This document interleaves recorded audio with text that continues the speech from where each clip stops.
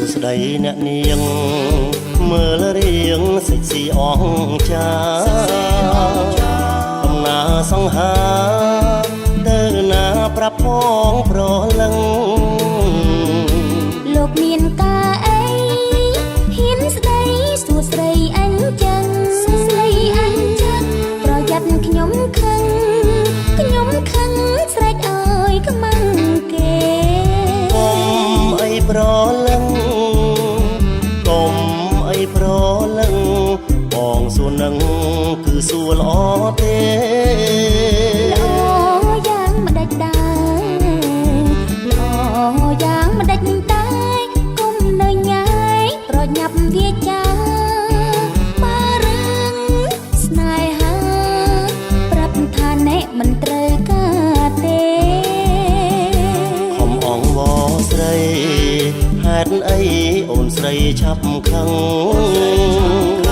បងសួរប៉ុណ្ណឹងឆាប់ខឹងអ្វីម្លេះមាសមេបានឃើញមួយផ្លេតហួងហេតុមកសុំស្នេហ៍គេអូននឹងខំគេប្រហាលមេម៉ាយទេដឹងចាំតែមេម៉ាយតែ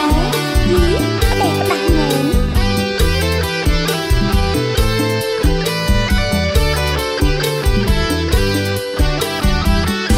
សួស្ដីអ្នកនាងមើលរៀងសិចស៊ីអងចាកំណាសង្ហា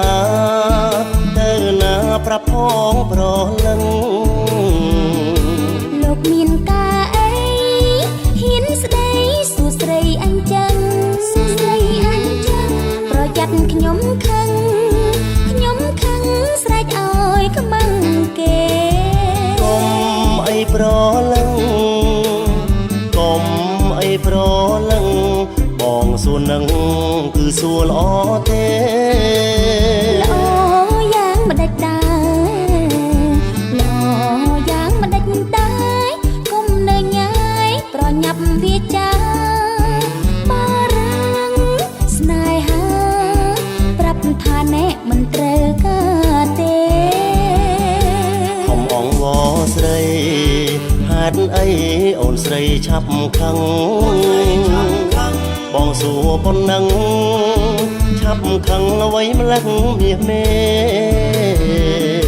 បានឃើញមួយផ្លេតហួងហេតុមកសុំស្នេហ៍គេអូននឹងខុសគេប្រហែលមេម៉ាយទេដឹង